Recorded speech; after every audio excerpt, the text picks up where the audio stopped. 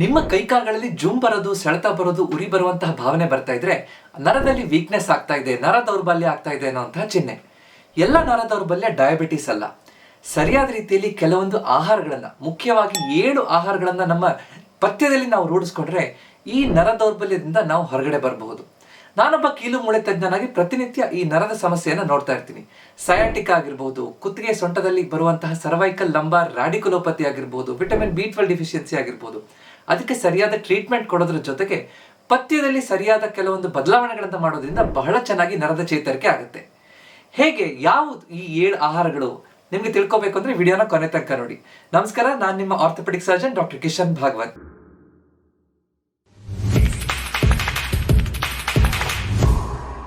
ಈ ನರ ದೌರ್ಬಲ್ಯ ಯಾಕೆ ಬರುತ್ತೆ ಅಂತ ಸರಿಯಾಗಿ ಅರ್ಥ ಮಾಡ್ಕೊಳ್ಳೋಣ.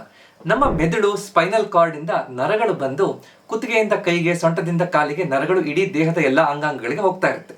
ಇದು ಒಂದು ವೈರ್, ಎಲೆಕ್ಟ್ರಿಕ್ ವೈರ್ ಇದ್ದಾಗಿರುತ್ತೆ. ಎಲೆಕ್ಟ್ರಿಕ್ ವೈರ್ ಅಲ್ಲಿ ಹೇಗೆ ವೈರ್, ಕಾಪರ್ ವೈರ್ ಸುತ್ತಮುತ್ತ ಇರುವಂತಹ ಒಂದು ಪ್ಲಾಸ್ಟಿಕ್ ಕವರ್ ಇರುತ್ತೋ, ಅದೇ ರೀತಿ ನಮ್ಮ ದೇಹದಲ್ಲಿರುವಂತಹ ನರದ ಕೋಶದ ಸುತ್ತಮುತ್ತ ಮೈಲಿನ್ ಶೀತ್ ಅನ್ನುವಂತಹ ಒಂದು ಕವರ್ ಇರುತ್ತೆ. ಅದಕ್ಕೆ ತೊಂದರೆ ಆದಾಗ ಆ ನರಕ್ಕೆ ತೊಂದರೆ ಆಗ್ಬಿಡಬಹುದು. ಅಂದ್ರೆ ಮೈಲಿನ್ ಶೀತ್ ಸರಿಯಾಗಿ ಉತ್ಪತ್ತಿ ಆಗ್ತಾ ಇಲ್ಲ, ಅದಕ್ಕೆ ಬೇಕಾಗಿರುವಂತಹ ಪೋಷಕಾಂಶಗಳು ಸರಿಯಾಗ್ಲಿಲ್ಲ ಅಂದ್ರೆ ಈ ನರ ದೌರ್ಬಲ್ಯ ಬರಬಹುದು. ಅಥವಾ ನರದ ಮೇಲೆ ಒತ್ತಡ ಇದ್ದಾಗ ಅಲ್ಲಿ ನರ ದೌರ್ಬಲ್ಯ, ಕೈಕಾಲು ಜುಮ್ ಬರುವಂತಹ ಸಾಧ್ಯತೆ ಇರಬಹುದು. ಅದಕ್ಕೆ ಬೇಕಾಗಿರುವಂತಹ ಸರಿಯಾದಂತಹ ಪೋಷಕಾಂಶ ಸರಿಯಾಗಿ ಆಗದೆ ಇದ್ದಾಗ ಆಗ್ಬಹುದು. ಸೊ ಅದಕ್ಕೋಸ್ಕರ ನಾವೇನೇನ್ ಮಾಡಬಹುದು, ನರದ ಮೇಲೆ ಒತ್ತಡ ಇತ್ತಂದ್ರೆ ಅದಕ್ಕೆ ಬೇಕಾಗಿರುವಂತಹ ಔಷಧಿ, ಕೆಲವೊಂದು ವ್ಯಾಯಾಮಗಳು, ನಮ್ಮ ದೇಹದ ದಿನಚರಿಯಲ್ಲಿ, ನಮ್ಮ ಜೀವನ ಶೈಲಿಯಲ್ಲಿ ಕೆಲವೊಂದು ಬದಲಾವಣೆ ಮಾಡ್ಕೊಳ್ಳೋದ್ರಿಂದ ಆ ಒತ್ತಡವನ್ನ ಕಡಿಮೆ ಮಾಡಬಹುದು. ಅದ್ರ ಜೊತೆಗೆ ಸರಿಯಾದ ರೀತಿಯಲ್ಲಿ ಮುಖ್ಯವಾಗಿ 6 ಕಾರಣದಿಂದ ಈ ನರದ ವೀಕ್ನೆಸ್ ಅನ್ನ ನಾವು ಸರಿಪಡಿಸ್ಕೋಬಹುದು. ಏನೇನು ಆ 6 ಕಾರಣಗಳು? ಒಂದು, ವಿಟಮಿನ್ B12 ಕೊರತೆ ಇದ್ದಾಗ ಈ ತೊಂದರೆ ಕಾಣಿಸ್ಕೋಬಹುದು. ವಿಟಮಿನ್ D ಕೊರತೆ ಇದ್ದಾಗ ಈ ತೊಂದರೆ ಕಾಣಿಸ್ಕೋಬಹುದು. ರಕ್ತದಲ್ಲಿ ಸಕ್ಕರೆ ಪ್ರಮಾಣ ಹೆಚ್ಚಿದ್ದಾಗ, ಡಯಾಬಿಟಿಸ್ ನಲ್ಲಿ ಈ ನರದಲ್ಲಿ ಬೇಗ ವೀಕ್ನೆಸ್ ಬರುವಂತಹ ಸಾಧ್ಯತೆ ಹೆಚ್ಚಿರುತ್ತೆ. ಆಹಾರದಲ್ಲಿ ಹೆಚ್ಚು ಕೊಬ್ಬಿನಾಂಶ ತಗೊಂಡ್ರೆ ನರಕ್ಕೆ ಬೇಕಾಗಿರುವಂತಹ ಪೋಷಕಾಂಶಗಳು ಸರಿಯಾಗಿ ನಮ್ಮ ದೇಹದಲ್ಲಿ ಹೀರ್ಕೊಳ್ಳೋದಿಲ್ಲ, ಅವಾಗ ತೊಂದರೆ ಆಗುತ್ತೆ. ಮಾನಸಿಕ ಒತ್ತಡ ಹೆಚ್ಚಿದ್ರೆ ನರದ ಚೇತರಿಕೆ, ರಿಪೇರ್ ಪ್ರೊಸೆಸ್ ಸ್ಲೋ ಆಗ್ತಾ ಬಂದ್ಬಿಡುತ್ತೆ, ಅವಾಗ ತೊಂದರೆ ಆಗ್ಬೋದು. 6ನೇದು, ನಮ್ಮ ವಯಸ್ಸಾಗ್ತಾ ಇದ್ದಾಗ ವಯೋಸಹಜವಾಗಿ ನರಗಳು ವೀಕ್ ಆಗುವಂತಹದ್ದು. ಸೊ ಇದೆಲ್ಲದನ್ನು ಸರಿಪಡಿಸ್ಲಿಕ್ಕೆ ಯಾವ ಆಹಾರಗಳನ್ನ, ಮುಖ್ಯವಾಗಿ ನರದಲ್ಲಿರುವಂತಹ ಉರಿಯೂತವನ್ನ ಕಡಿಮೆ ಮಾಡಿ ನರಕ್ಕೆ ರಕ್ತ ಸಂಚಾರ ಚೆನ್ನಾಗಿ ಮಾಡಿಕೊಂಡು ಅದಕ್ಕೆ ಬೇಕಾಗಿರುವಂತಹ ಪೋಷಕಾಂಶಗಳು ಸಿಗುವಂತಹ 7 ಆಹಾರಗಳು ಯಾವುದು ಅಂತ ನೋಡೋಣ. ನರದ ಆರೋಗ್ಯಕ್ಕೆ ಬೇಕಾಗಿರುವಂತಹ ಮೊದಲನೇ ಸೂಪರ್ ಆಹಾರ ಬಾದಾಮಿ, ಆಲ್ಮಂಡ್. ಬಾದಾಮ್ ಬಹಳ ಚೆನ್ನಾಗಿ ನಮ್ಮ ನರ್ವನ್ನ ಶೀಲ್ಡ್ ಆಗಿ, ಅಂದ್ರೆ ಒಂದು ರಕ್ಷಾ ಕವಚವಾಗಿ ಅದು ಪ್ರೊಟೆಕ್ಟ್ ಮಾಡುತ್ತೆ. ಹೇಗಂದ್ರೆ ಇದಕ್ಕೆ ನರಕ್ಕೆ ಬೇಕಾಗಿರುವಂತಹ ವಿಟಮಿನ್ E, ಒಳ್ಳೆಯ ಕೊಬ್ಬಿನ ಅಂಶ ಮತ್ತು ಮ್ಯಾಗ್ನೀಷಿಯಂ ಇದರಲ್ಲಿ ಇರುತ್ತೆ. ವಿಟಮಿನ್ E ನಮ್ಮ ನರದ ಸುತ್ತಮುತ್ತ ಇರುವಂತಹ ಮೈಲಿನ್ ಶೀತ್, ಇನ್ಸುಲೇಷನ್ ವೈರ್ ಸುತ್ತಮುತ್ತ ಇರುತ್ತೋ ಅದೇ ರೀತಿ ನರಕ್ಕೆ ಬೇಕಾಗಿರುವಂತಹ ಇನ್ಸುಲೇಷನ್ ಮೈಲಿನ್ ಅನ್ನ ಚೆನ್ನಾಗಿ ಪ್ರೊಟೆಕ್ಟ್ ಮಾಡುತ್ತೆ. ಅವಾಗ ನರದಲ್ಲಿ ಬೇಗ ನರ ಸಂಚಾರ ಆಗ್ಲಿಕ್ಕೆ, ಕರೆಂಟ್ ಪಾಸ್ ಆಗ್ಲಿಕ್ಕೆ ಅನುಕೂಲ ಆಗ್ತಾ ಹೋಗುತ್ತೆ.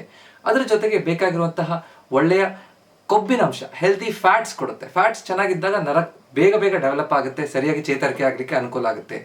ಅದ್ರ ಜೊತೆಗೆ ಮೆಗ್ನೀಷಿಯಂ ಚೆನ್ನಾಗಿರುತ್ತೆ. ಮೆಗ್ನೀಷಿಯಂ ನಮ್ಮ ಮಾಂಸಖಂಡವನ್ನ, ನರವನ್ನ ರಿಲ್ಯಾಕ್ಸ್ ಮಾಡುತ್ತೆ. ಅವಾಗ ನಮ್ಗೆ ಸಡನ್ ಆಗಿ ಕಾಲು ಹಿಡ್ಕೊಳ್ಳುವಂತಹದ್ದು, ಕೆಲವೊಬ್ಬರಿಗೆ ಕ್ರಾಂಪ್ಸ್ ಅಂತ ಹೇಳ್ತೀವಿ, ರಾತ್ರಿ ಹೊತ್ತು ಸಡನ್ ಆಗಿ ಕಾಲು ಹಿಡ್ಕೊಳ್ಳುತ್ತೆ, ನನ್ಗೆ ಸಡನ್ ಆಗಿ ಕುತ್ತಿಗೆ ಹಿಡ್ಕೊಂಡ್ರೆ ಬೇಗ ಬಿಡೋದೇ ಇಲ್ಲ ಡಾಕ್ಟ್ರೆ, ಸೊಂಟ ಹಿಡ್ಕೊಂಡ್ರೆ ಬೇಗ ಬಿಡೋದೇ ಇಲ್ಲ, ಅವಾಗ ಮ್ಯಾಗ್ನೀಷಿಯಂ ಯುಕ್ತ ಆಹಾರವನ್ನ ಹೆಚ್ಚು ತಗೊಳ್ಳೋದ್ರಿಂದ ಬೇಗ ಅನುಕೂಲ ಆಗುತ್ತೆ, ಆ ಮಾಂಸಖಂಡಗಳು ರಿಲ್ಯಾಕ್ಸ್ ಆಗುತ್ತೆ. ಸೊ ಆ ರೀತಿಯಲ್ಲಿ ಈ ವಿಟಮಿನ್ E, ಒಳ್ಳೆ ಕೊಬ್ಬಿನಾಂಶ, ಮ್ಯಾಗ್ನೀಷಿಯಂ ಸಿಗೋದ್ರಿಂದ ನರದ ಆಹಾರವನ್ನ ಬಾದಾಮ್ ಚೆನ್ನಾಗಿ ಕಾಪಾಡುತ್ತೆ. ಪ್ರತಿದಿನ ಒಂದು 4 ರಿಂದ 5 ಬಾದಾಮನ್ನ ತಿನ್ನೋದ್ರಿಂದ ನಮ್ಮ ನರಕ್ಕೆ ಅನುಕೂಲ ಆಗುತ್ತೆ. ರಾತ್ರಿ ಹೊತ್ತು ನೀರಿನಲ್ಲಿ ನೆನೆಸಿಟ್ಟು ಬೆಳಗಿನ ದಿನ ಆ ಬಾದಾಮ್ ಮೇಲಿರುವಂತಹ ಸಿಪ್ಪೆಯನ್ನು ತೆಗೆದು ತಿನ್ನೋದ್ರಿಂದ ನಮ್ಗೆ ಅನುಕೂಲ. ಆ ಸಿಪ್ಪೆಯಲ್ಲಿ ಟ್ಯಾನಿನ್ಸ್ ಮತ್ತು ಫೈಟಿಕ್ ಆಸಿಡ್ ಎಲ್ಲ ಇರುತ್ತೆ. ಸೊ ಸಿಪ್ಪೆ ತೆಗೆದು ತಿನ್ನೋದ್ರಿಂದ ಬೇಗ ಡೈಜೆಷನ್ ಆಗುತ್ತೆ, ಪೋಷಕಾಂಶಗಳು ಚೆನ್ನಾಗಿ ನಮ್ಗೆ ಸಿಗುತ್ತೆ. ಸೊ ಪ್ರತಿದಿನ 4 ರಿಂದ 5 ಬಾದಾಮನ್ನ ನಾವು ತಿನ್ನಿ. ನರದ ಆರೋಗ್ಯಕ್ಕೆ ಬೇಕಾಗಿರುವಂತಹ 2ನೇ ಸೂಪರ್ ಆಹಾರ ಅಗಸೆ ಬೀಜ ಅಥವಾ ಫ್ಲಾಕ್ಸ್ ಸೀಡ್ಸ್. ಅಗಸೆ ಬೀಜದಲ್ಲಿ ಬಹಳ ಚೆನ್ನಾಗಿ ಸಸ್ಯಾಹಾರಿ ಮೂಲದಿಂದ ಸಿಗುವಂತಹ ಒಮೆಗಾ 3 ಫ್ಯಾಟಿ ಆಸಿಡ್ ಸಿಗುತ್ತೆ. ಮಾಂಸಾಹಾರ ತಿನ್ನೋರಿಗೆ ಫ್ಯಾಟಿ ಫಿಶ್ಗಳನ್ನು ತಗೊಳ್ಳೋದ್ರಿಂದ ಒಮೆಗಾ 3 ಫ್ಯಾಟಿ ಆಸಿಡ್ ಪೂರೈಕೆ ಆಗುತ್ತೆ. ಆದರೆ ಸಸ್ಯಾಹಾರಿಗಳಿಗೆ ಈ ಒಮೆಗಾ 3 ಫ್ಯಾಟಿ ಆಸಿಡ್ಸ್ ಅಗಸೆ ಬೀಜವನ್ನು ತಿನ್ನೋದ್ರಿಂದ ಚೆನ್ನಾಗಿ ಸಿಗುತ್ತೆ. ಅದಕ್ಕೋಸ್ಕರ ಪ್ರತಿದಿನ ಅಗಸೆ ಬೀಜ ತಿನ್ನೋದು ಒಳ್ಳೆಯ ಅಭ್ಯಾಸ.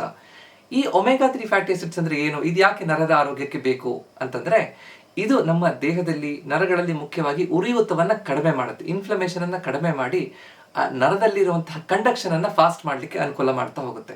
ಅಂದ್ರೆ ಈಗ ಟೈಟ್ ಆಗಿರುವಂತಹ ಒಂದು ಸೈಕಲ್ ಚೈನ್ ಇದೆ ಅಂತ ತಿಳ್ಕೊಳ್ಳಿ, ಅದಕ್ಕೆ ಹೇಗೆ ನಾವು ಆಯಿಲ್ ಅಥವಾ ಎಣ್ಣೆ ಹಾಕಿದಾಗ ಅದು ಸರಾಗವಾಗಿ ಫ್ರೀಯಾಗಿ ಮೂವ್ಮೆಂಟ್ ಆಗುವಾಗ ಆಗುತ್ತೋ, ಅದೇ ರೀತಿ ನಮ್ಮ ನರಗಳಲ್ಲಿ ಇರುವಂತಹ ಉರಿಯೂತ ಕಡಿಮೆ ಮಾಡಿ ಬೇಗ ಚೆನ್ನಾಗಿ ಮೂವ್ಮೆಂಟ್ ಆಗೋ ಹಾಗೆ ಆ ಕಂಡಕ್ಷನ್ ಅಂದರೆ ನರದಲ್ಲಿರುವಂತಹ ಕರೆಂಟ್ ಬೇಗ ಪಾಸ್ ಆಗಲಿಕ್ಕೆ ಅನುಕೂಲ ಮಾಡಿಕೊಡುವಂಥದ್ದು ಈ ಒಮೆಗಾ 3 ಫ್ಯಾಟಿ ಆಸಿಡ್ಸ್. ಸೊ ಅದಕ್ಕೋಸ್ಕರ ಈ ಸಯಾಟಿಕಾ ತೊಂದರೆ ಇದ್ರೆ, ನ್ಯೂರೋಪತಿ ಇದ್ರೆ ಎಲ್ಲ ಸಮಯದಲ್ಲಿ ಒಮೆಗಾ 3 ಫ್ಯಾಟಿ ಆಸಿಡ್ಸ್ ಅನ್ನು ತಗೊಂಡ್ರೆ ನಮಗೆ ಅನುಕೂಲ ಆಗುತ್ತೆ. ಸೊ ಪ್ರತಿದಿನ 1 ಚಮಚ ಈ ರೋಸ್ಟ್ ಮಾಡಿ ಪುಡಿ ಮಾಡಿರುವಂತಹ ಅಗಸೆ ಬೀಜವನ್ನು ತಗೊಂಡ್ರೆ ಒಳ್ಳೆಯದು ಅಂತ ಹೇಳ್ತೀವಿ. ಅದು ನಮ್ಮ ದೇಹಕ್ಕೆ ಬೇಗ ನಾವು ಅದನ್ನ ಪಚನ ಆಗಿ ಅಂದರೆ ನಾವು ಸರಿಯಾಗಿ ದೇಹ ಹೀರ್ಕೊಂಡು ಉಪಯೋಗಿಸ್ಕೊಳ್ಳಿಕ್ಕೆ ಅನುಕೂಲ ಆಗುತ್ತೆ. ಅದೇ ಹಾಗೆ ತಿಂದ್ಬಿಟ್ರೆ ಅಂದರೆ ಅಗಸೆ ಬೀಜವನ್ನು ಹಾಗೆ ತಿಂದ್ಬಿಟ್ರೆ ಅದು ಡೈಜೆಸ್ಟ್ ಸರಿ ಆಗದೆ ಹಾಗೆ ಹೊರಗಡೆ ಹೋಗ್ಬಿಡ್ಬೋದು. ಅದನ್ನು ನಾವು ಕರೆಕ್ಟಾಗಿ 1 ಚಮಚ ಚಟ್ನಿ ಪುಡಿ ಮಾಡ್ಕೊಂಡು ತಗೋಬಹುದು, ಹಾಗೆ ಪುಡಿ ಮಾಡ್ಕೊಂಡು ರೋಸ್ಟ್ ಮಾಡಿ ಪುಡಿ ಮಾಡ್ಕೊಂಡು ತಗೋಬಹುದು, ಮೊಸರಿಗೆ ಹಾಕೊಂಡು ತಿನ್ಬಹುದು, ಈ ಸಲಾಡ್ಗಳಿಗೆ ಹಾಕೊಂಡು ತಿನ್ಬಹುದು, ಅಥವಾ ಚಪಾತಿ ಹಿಟ್ಟಿಗೆ ಸೇರಿಸ್ಕೊಂಡು ನಾವು ಚಪಾತಿ ಅದ್ರ ಜೊತೆ ಮಾಡಬಹುದು, ಅಥವಾ ಸ್ಮೂತಿ ಮಾಡ್ಕೊಂಡು ತಿನ್ಬಹುದು. ಸೊ ಪ್ರತಿನಿತ್ಯ ಇದನ್ನು ಉಪಯೋಗಿಸ್ಕೊಳ್ಳುವಂತಹ ಅಭ್ಯಾಸ ಇಟ್ಕೊಳ್ಳುವಂಥದ್ದು ಬಹಳ ಒಳ್ಳೆಯದು. ನರದ ಆರೋಗ್ಯಕ್ಕೆ 3ನೇ ಸೂಪರ್ ಆಹಾರ ಪಾಲಕ್ ಸೊಪ್ಪು. ಪಾಲಕ್ ಸೊಪ್ಪು ವಿಟಮಿನ್ ಬಿ ಕಾಂಪ್ಲೆಕ್ಸ್ ಬೂಸ್ಟರ್ ಅಂತ ಹೇಳ್ಬೋದು. ಯಾಕಂದ್ರೆ ಇದರಲ್ಲಿ ಬೇಕಾಗಿರುವಂತಹ ಎಲ್ಲ ವಿಟಮಿನ್ ಬಿ ಕಾಂಪ್ಲೆಕ್ಸ್ ವಿಟಮಿನ್ಸ್ ಎಲ್ಲದೂ ಇದರಲ್ಲಿರುತ್ತೆ. ಮುಖ್ಯವಾಗಿ ಫೋಲಿಕ್ ಆಸಿಡ್ ನಮ್ಮ ನರಕೋಶಗಳ ರೀಜನರೇಷನ್ ಅಥವಾ ಹೊಸ ಕೋಶಗಳ ಆಗ್ಲಿಕ್ಕೆ ಅನುಕೂಲ ಆಗುತ್ತೆ. ಸೊ ಫೋಲಿಕ್ ಆಸಿಡ್ ಬಹಳ ಮುಖ್ಯ. ಅದ್ರ ಜೊತೆಗೆ ಈ ಪಾಲಕ್ ಸೊಪ್ಪಲ್ಲಿ ನಮಗೆ ಕಬ್ಬಿಣದ ಅಂಶ ಇರುತ್ತೆ. ಕಬ್ಬಿಣದ ಅಂಶ ಚೆನ್ನಾಗಿದ್ದಾಗ ನಮ್ಮ ರಕ್ತದಲ್ಲಿ ಹಿಮೋಗ್ಲೋಬಿನ್ ಚೆನ್ನಾಗಿರುತ್ತೆ, ಒಳ್ಳೆ ರೀತಿಯಲ್ಲಿ ಆಮ್ಲಜನಕ ನಮ್ಮ ನರಕೋಶಗಳಿಗೆ ಸೇರ್ಲಿಕ್ಕೆ ಅನುಕೂಲ ಆಗುತ್ತೆ, ಬೇಗ ಚೇತರಿಕೆ ಆಗುತ್ತೆ. ಅದ್ರ ಜೊತೆಗೆ ಇದರಲ್ಲಿ ಮ್ಯಾಗ್ನೀಷಿಯಂ ಕೂಡ ಇರುತ್ತೆ, ಆಂಟಿ ಆಕ್ಸಿಡೆಂಟ್ಸ್ ಇರೋದ್ರಿಂದ ಬೇಗ ಈ ನರದಲ್ಲಿ ಏನೇ ಡ್ಯಾಮೇಜ್ ಆದ್ರೂ ದೇಹ ತನ್ನನ್ನು ತಾನು ಸರಿಪಡಿಸ್ಕೊಳ್ಳಿಕ್ಕೆ ಅನುಕೂಲ ಆಗ್ತಾ ಹೋಗುತ್ತೆ. ಸೊ ಇಷ್ಟೊಂದು ಉಪಯೋಗ ಇರುವಂತಹ ಪಾಲಕ್ ಸೊಪ್ಪನ್ನು ನಾವು ಸರಿಯಾಗಿ ಕರೆಕ್ಟಾಗಿ ಉಪಯೋಗ ಮಾಡುವಂಥದ್ದನ್ನು ಅಭ್ಯಾಸ ಮಾಡ್ಕೋಬೇಕು. ಆದರೆ ಇದರಲ್ಲಿ ಒಂದು ಜಾಗ್ರತೆಯನ್ನು ವಹಿಸಬೇಕು. ಈ ಸೊಪ್ಪುಗಳನ್ನು ನಾವು ಬಳಸಬೇಕಾದ್ರೆ, ಆಹಾರದಲ್ಲಿ ಉಪಯೋಗಿಸ್ಬೇಕಾದ್ರೆ ತುಂಬ ಜಾಸ್ತಿ ಬೇಯಿಸ್ಬಿಡಬಾರ್ದು. ಆವಾಗ ಈ ಬಿ ಕಾಂಪ್ಲೆಕ್ಸ್ ಅಂಶ ಕಡಿಮೆ ಆಗಿಬಿಡುತ್ತೆ. ಸೊ ಹಸಿ ಸೊಪ್ಪುಗಳನ್ನು ತಿನ್ನೋದ್ರಿಂದ ಅಥವಾ ಸ್ವಲ್ಪ ಬೇಯಿಸಿರೋ ಸೊಪ್ಪನ್ನು ತಿನ್ನೋದ್ರಿಂದ, ಈ ಪಾಲಕ್ ಸೊಪ್ಪಿನ ಪಲ್ಯ ಮಾಡೋದು, ಪಾಲಕ್ ಸೊಪ್ಪಿನ ತಂಬಳಿ ಮಾಡೋದ್ರಿಂದ, ಈ ಸಾಂಬಾರು ಅಥವಾ ದಾಲ್ ತೊವೆ ಎಲ್ಲದರಲ್ಲೂ ನಾವು ಈ ಪಾಲಕ್ ಸೊಪ್ಪನ್ನು ಬಳಸ್ಬೋದು. ಸರಿಯಾದ ರೀತಿಯಲ್ಲಿ ನಾವು ಬಳಸೋದ್ರಿಂದ ಖಂಡಿತವಾಗಿ ನಮಗೆ ಬೇಕಾಗಿರುವಂತಹ magnesium, folic acid, iron, antioxidants ಎಲ್ಲದೂ ಇರುವಂತಹ ಈ ಪಾಲಕ್ ಸೊಪ್ಪಿಂದ ನಮ್ಮ ನರಗಳ ಆರೋಗ್ಯ ಚೆನ್ನಾಗಿದೆ. ನರದ ಆರೋಗ್ಯಕ್ಕೆ 4ನೇ ಸೂಪರ್ ಆಹಾರ ಬಾಳೆಹಣ್ಣು ನರಕ್ಕೆ ಬೇಕಾಗಿರುವಂತಹ ಎಲೆಕ್ಟ್ರೋಲೈಟ್ಸ್ ಅನ್ನು ಬಹಳ ಚೆನ್ನಾಗಿ ಕೊಡುತ್ತೆ. ಮುಖ್ಯವಾಗಿ ಪೊಟ್ಯಾಷಿಯಂ ಮತ್ತು ವಿಟಮಿನ್ B6. ಪೊಟ್ಯಾಷಿಯಂ ನಮ್ಮ ನರದ ಒಂದು ಬ್ಯಾಟ್ರಿ ಇದ್ದಾಗೆ. ನಮ್ಮ ಬ್ಯಾಟ್ರಿ ಸರಿಯಾಗಿ ಚಾರ್ಜ್ ಆಗಿದ್ದಾಗ ನಾವು ಆಕ್ಟಿವ್ ಆಗಿರ್ತೀವಿ. ಅದೇ ಬ್ಯಾಟ್ರಿ ವೀಕ್ ಆಯಿತು ಅಂದ ತಕ್ಷಣ ನಮಗೆ ಮೈಕೈ ನೋವು ಬರೋದು, ಸುಸ್ತು ಬರೋದು, ಕೈಕಾಲು ಜುಮ್ ಬರೋದು. ಅಂದರೆ ನರಗಳ ಬ್ಯಾಟ್ರಿ ಪೊಟ್ಯಾಷಿಯಂ ಇದ್ದಾಗೆ ಅಂತ. ಅಂದರೆ ಅವಾಗ ಸರಿಯಾದ ರೀತಿಯಲ್ಲಿ ಸೋಡಿಯಂ ಪೊಟ್ಯಾಷಿಯಂ ಬ್ಯಾಲೆನ್ಸ್ ಇದ್ದಾಗ ನರದಲ್ಲಿ ಈ ನರ್ವ್ ಟ್ರಾನ್ಸ್ಮಿಷನ್, ಎಲೆಕ್ಟ್ರಿಕ್ ಟ್ರಾನ್ಸ್ಮಿಷನ್ ಏನಾಗುತ್ತೋ, ಕರೆಂಟ್ ಏನು ಪಾಸ್ ಆಗುತ್ತೋ ಅದು ಫಾಸ್ಟಾಗಿ ಆಗಲಿಕ್ಕೆ ಅನುಕೂಲ ಆಗುತ್ತೆ. ಸೊ ಪೊಟ್ಯಾಷಿಯಂ ಬಹಳ ಚೆನ್ನಾಗಿ ನಮಗೆ ಈ ಬಾಳೆಹಣ್ಣಲ್ಲಿ ಸಿಗುತ್ತೆ. ಸೊ ಪ್ರತಿದಿನ ಬಾಳೆಹಣ್ಣು ತಿನ್ನೋದ್ರಿಂದ ನಮ್ಮ ನರಗಳ ಆರೋಗ್ಯ ಚೆನ್ನಾಗಿರುತ್ತೆ. ಅದ್ರ ಜೊತೆಗೆ ವಿಟಮಿನ್ B6 ಸರಿಯಾಗಿ ನಮಗೆ ಬಾಳೆಹಣ್ಣಲ್ಲಿ ಸಿಗೋದ್ರಿಂದ ನ್ಯೂರೋ ಟ್ರಾನ್ಸ್ಮಿಟರ್ಸ್ ಸರಿಯಾಗಿ ಕರೆಕ್ಟಾಗಿ ಕೆಲಸ ಮಾಡುತ್ತೆ, ಸರಿಯಾಗಿ ಉತ್ಪತ್ತಿ ಆಗುತ್ತೆ. ನ್ಯೂರೋ ಟ್ರಾನ್ಸ್ಮಿಟರ್ಸ್ ಅಂದರೆ ಒಂದು ನರಕೋಶದಿಂದ ಇನ್ನೊಂದು ನರಕೋಶಕ್ಕೆ ಸಿಗ್ನಲ್ಸ್ ಪಾಸ್ ಆಗಬೇಕು. ಅದು ಆ ಸಂದೇಶ ವಾಹಕಗಳನ್ನು ನಾವು ನ್ಯೂರೋ ಟ್ರಾನ್ಸ್ಮಿಟರ್ಸ್ ಅಂತ ಹೇಳ್ತೀವಿ. ಇದಕ್ಕೆ ವಿಟಮಿನ್ B6 ಬೇಕು. ಅದು ಕೂಡ ಈ ಬಾಳೆಹಣ್ಣಲ್ಲಿ ಸಿಗುತ್ತೆ. ಸೊ ಬೆಳಿಗ್ಗೆ ಒಂದು ಬಾಳೆಹಣ್ಣು ತಿನ್ನೋದು, ಅಥವಾ ಸಂಜೆ ನಾವು ವಾಕಿಂಗ್ ಹೋಗಬೇಕಾದ್ರೆ, ವ್ಯಾಯಾಮ ಮಾಡೋಕ್ಕಿಂತ ಮುಂಚೆ ಒಂದು 10 ನಿಮಿಷ ಮುಂಚೆ ಬಾಳೆಹಣ್ಣನ್ನು ತಗೊಳ್ಳೋದ್ರಿಂದ ಚೆನ್ನಾಗಿ ನಮ್ಮ ಮಾಂಸಖಂಡಗಳಿಗೆ, ನರಗಳಿಗೆ ಅನುಕೂಲ ಆಗುತ್ತೆ. ಆದರೆ ನಿಮಗೆ ಡಯಾಬಿಟಿಸ್ ಇದೆ, ಸಕ್ಕರೆ ಕಾಯಿಲೆ ಇದೆ, ಅದು ಕಂಟ್ರೋಲ್ ಇಲ್ಲ ಅಂತಂದರೆ ಬಾಳೆಹಣ್ಣು ತಿನ್ನೋದು ಅಷ್ಟು ಒಳ್ಳೆಯದಲ್ಲ. ಅಥವಾ ಅರ್ಧ ಬಾಳೆಹಣ್ಣು ಮಾತ್ರ ನಾವು ಕಡಿಮೆ ತಿನ್ಬೋದು. ಡಯಾಬಿಟಿಸ್ ಇದ್ದಾಗ ಸುರಕ್ಷಿತವಾಗಿ ಯಾವ ಹಣ್ಣುಗಳನ್ನು ತಿನ್ಬಹುದು, ಹೇಗೆ ತಿನ್ಬೇಕು ಅನ್ನೋದ್ರ ಬಗ್ಗೆ ಡೀಟೇಲ್ ಆಗಿ ನಾನು ಒಂದು ವಿಡಿಯೋ ಮಾಡಿದ್ದೀನಿ, ಅದನ್ನು ಕೂಡ ನೀವು ನೋಡ್ಬೋದು. ಅದಕ್ಕೆ 5ನೇ ಸೂಪರ್ ಆಹಾರ ನುಗ್ಗೆ ಸೊಪ್ಪು ನಮ್ಮ ಈ ನರದ ಆರೋಗ್ಯಕ್ಕೆ ಪವರ್ ಪ್ಯಾಕ್ ಇದ್ದಾಗೆ. ಅಂದರೆ ಇದಕ್ಕೆ ನರದ ಚೇತರಿಕೆಗೆ ಬೇಕಾಗಿರುವಂತಹ calcium, vitamin B complex, vitamin C, iron, antioxidants, ಕೆಲವೊಂದು ಅಮೈನೋ ಆಸಿಡ್ಸ್ ಕೂಡ ಈ ನುಗ್ಗೆ ಸೊಪ್ಪಲ್ಲಿ ನಮಗೆ ಸಿಗುತ್ತೆ. ಈ ಕ್ಯಾಲ್ಶಿಯಂ ನಮಗೆ ಸಿಗೋದ್ರಿಂದ ನರದಲ್ಲಿ ಇರಿಟಬಿಲಿಟಿ ಕಡಿಮೆ ಆಗುತ್ತೆ. ಅಂದರೆ ಒಂಥರ ಚುಚ್ಚದಂಗೆ ಆಗೋದು, ಉರಿ ಬರೋದು, ಇದೆಲ್ಲ ಕಡಿಮೆ ಮಾಡಲಿಕ್ಕೂ ಕೂಡ ಈ ಕ್ಯಾಲ್ಶಿಯಂ ಬಹಳ ಮುಖ್ಯವಾದ ಪಾತ್ರವನ್ನು ವಹಿಸುತ್ತೆ. ಸೊ ಅದು ಕೂಡ ನಮಗೆ ಈ ನುಗ್ಗೆ ಸೊಪ್ಪಿಂದ ಸಿಗುತ್ತೆ. ವಿಟಮಿನ್ ಬಿ ಕಾಂಪ್ಲೆಕ್ಸ್ ಮತ್ತು ವಿಟಮಿನ್ ಸಿ ಚೆನ್ನಾಗಿ ಸಿಗೋದ್ರಿಂದ ಕೊಲಾಜನ್ ಉತ್ಪತ್ತಿ ಚೆನ್ನಾಗುತ್ತೆ, ನರದಲ್ಲಿ ಬೇಗ ಚೇತರಿಕೆ ಆಗುತ್ತೆ. ವಿಟಮಿನ್ ಬಿ ಕಾಂಪ್ಲೆಕ್ಸ್ ಇಂದನೂ ಕೂಡ, ಹಾಗೂ ಆಂಟಿ ಆಕ್ಸಿಡೆಂಟ್ಸ್ ಬಹಳ ಚೆನ್ನಾಗಿ ಸಿಗೋದ್ರಿಂದನೂ ಕೂಡ ನರದಲ್ಲಿ ನರದ ಆರೋಗ್ಯವನ್ನು ಚೆನ್ನಾಗಿ ಕಾಪಾಡ್ಕೊಳ್ಳಿಕ್ಕೆ ನುಗ್ಗೆ ಸೊಪ್ಪು ಬೇಕು. ಸೊ ನಾನು ಪ್ರತಿದಿನ ನುಗ್ಗೆ ಸೊಪ್ಪನ್ನು ತಿನ್ನಕ್ಕೆ ಹೇಗಾಗುತ್ತೆ ಡಾಕ್ಟ್ರೆ ಅಂತ ನೀವು ಕೇಳ್ಬೋದು. ಪ್ರತಿದಿನ ತಿನ್ನಬೇಕು ಅಂತಿಲ್ಲ. ವಾರದಲ್ಲಿ 2 ರಿಂದ 3 ಸಲ ನಾವು ನುಗ್ಗೆ ಸೊಪ್ಪನ್ನು ಬಳಸಿದ್ರು ಕೂಡ ನಮಗೆ ಆ ಲಾಭ ಸಿಗುತ್ತೆ ಅಂತ. ಅಂದರೆ ನುಗ್ಗೆ ಸೊಪ್ಪಿನ ಪಲ್ಯ, ಚಟ್ನಿ, ದಾಲ್ ಅಥವಾ ಸಾಂಬಾರಿಗೆ ನಾವು ನುಗ್ಗೆ ಸೊಪ್ಪನ್ನು ಹಾಕುವಂಥದ್ದು, ಅಥವಾ ಇಡ್ಲಿ ಅಥವಾ ದೋಸೆ ಹಿಟ್ಟಿಗೆ ನುಗ್ಗೆ ಸೊಪ್ಪನ್ನು ಹಾಕುವಂಥದ್ದು, ಈ ಅಭ್ಯಾಸವನ್ನು ನಾವು ಇಟ್ಕೊಂಡ್ರೆ ವಾರದಲ್ಲಿ 3 ಸಲ ಆರಾಮಾಗಿ ನುಗ್ಗೆ ಸೊಪ್ಪನ್ನು ಬಳಸ್ಬೋದು. ನುಗ್ಗೆ ಸೊಪ್ಪಿನ ಪುಡಿ ಕೂಡ ಈಗ ಪೇಟೆಯಲ್ಲಿ ಸಿಗುತ್ತೆ ನಮಗೆ. ಸೊ ನುಗ್ಗೆ ಸೊಪ್ಪಿಂದ ನರದ ಆರೋಗ್ಯ ಕಾಪಾಡ್ಕೊಳ್ಳಿಕ್ಕೆ ಅನುಕೂಲ ಆಗುತ್ತೆ. ನರದ ಆರೋಗ್ಯಕ್ಕೆ ಆಹಾರದಲ್ಲಿ ನಾವು ಪಾಲಿಸಬೇಕಾಗಿರುವಂತಹ 6ನೇ ಮುಖ್ಯವಾದಂತಹ ಅಂಶ, ನಾವು ಅನ್ನ ಅಂದರೆ ಅಕ್ಕಿ ಮತ್ತು ಗೋಧಿ ಬದಲು ಸಿರಿಧಾನ್ಯಗಳನ್ನ ಬಳಸುವಂಥದ್ದು ಬಹಳ ಮುಖ್ಯ. ರಾಗಿ, ಜೋಳ, ನವಣೆ ಅಕ್ಕಿ ಮತ್ತು ಬೇರೆ ಎಲ್ಲ ಸಿರಿಧಾನ್ಯಗಳನ್ನು ತಗೊಳ್ಳೋದ್ರಿಂದ ಬಹಳ ಚೆನ್ನಾಗಿ ನಮ್ಮ ನರಗಳ ಆರೋಗ್ಯಕ್ಕೆ ಅನುಕೂಲ ಆಗುತ್ತೆ.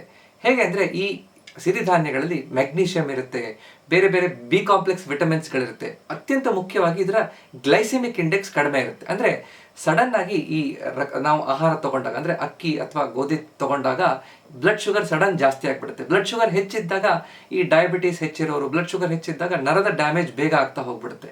ಸೊ ಲೋ ಗ್ಲೈಸೆಮಿಕ್ ಇಂಡೆಕ್ಸ್ ಇರುವಂಥ ಈ ಸಿರಿಧಾನ್ಯಗಳನ್ನು ಬಳಸೋದ್ರಿಂದ, ರಾಗಿ, ಜೋಳ ಸಿರಿಧಾನ್ಯಗಳನ್ನು ಬಳಸೋದ್ರಿಂದ ನಮ್ಮ ಬ್ಲಡ್ ಶುಗರ್ ಲೆವೆಲನ್ನು ಕರೆಕ್ಟಾಗಿ ಮೇಂಟೈನ್ ಮಾಡಿ ಡಯಾಬಿಟೀಸ್ ಕರೆಕ್ಟ್ ಕಂಟ್ರೋಲ್ ಇಟ್ಕೊಂಡು ನರದ ಆರೋಗ್ಯವನ್ನು ಕಾಪಾಡ್ಕೊಳ್ಳಿಕ್ಕೆ ಅನುಕೂಲ ಆಗ್ತಾ ಬರುತ್ತೆ.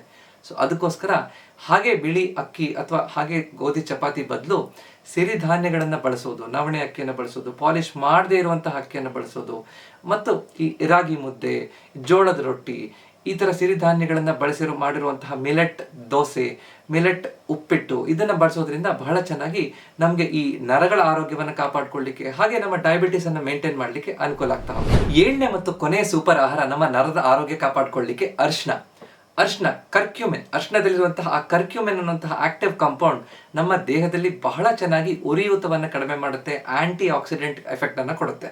ಅಂದರೆ ನಮ್ಮ ಈ ಸಯಾಟಿಕಾ ಅಥವಾ ನರದಲ್ಲಿ ಎಲ್ಲೇ ಒತ್ತಡ ಇದ್ದಾಗ ಅಲ್ಲಿ ಉರಿಯೂತ, ಇನ್ಫ್ಲಮೇಷನ್ ಆಗಿರುತ್ತೆ, ಅದನ್ನು ಕಡಿಮೆ ಮಾಡಲಿಕ್ಕೆ ಇದು ಸಹಾಯ ಮಾಡುತ್ತೆ. ಅಷ್ಟೇ ಅಲ್ಲದೆ ಈ ಕರ್ಕ್ಯೂಮಿನ್ ಅನ್ನುವಂಥದ್ದು ರಕ್ತ ಸಂಚಾರವನ್ನು ಕೂಡ ಹೆಚ್ಚು ಮಾಡುತ್ತೆ. ರಕ್ತ ಸಂಚಾರ ಹೆಚ್ಚಾದಾಗ ಬೇಗ ನರಗಳು ರಿಕವರಿ ಆಗಲಿಕ್ಕೆ ಅನುಕೂಲ ಆಗುತ್ತೆ. ಅದರ ಜೊತೆಗೆ ಆಂಟಿ ಆಕ್ಸಿಡೆಂಟ್ ಎಫೆಕ್ಟ್ ಇದ್ದಾಗ ಮತ್ತೆ ಬೇಗ ಡ್ಯಾಮೇಜ್ ಆಗದೇ ಇರೋ ರೀತಿ ಕೂಡ ಇದು ನರಗಳನ್ನು ಪ್ರೊಟೆಕ್ಟ್ ಮಾಡುತ್ತೆ.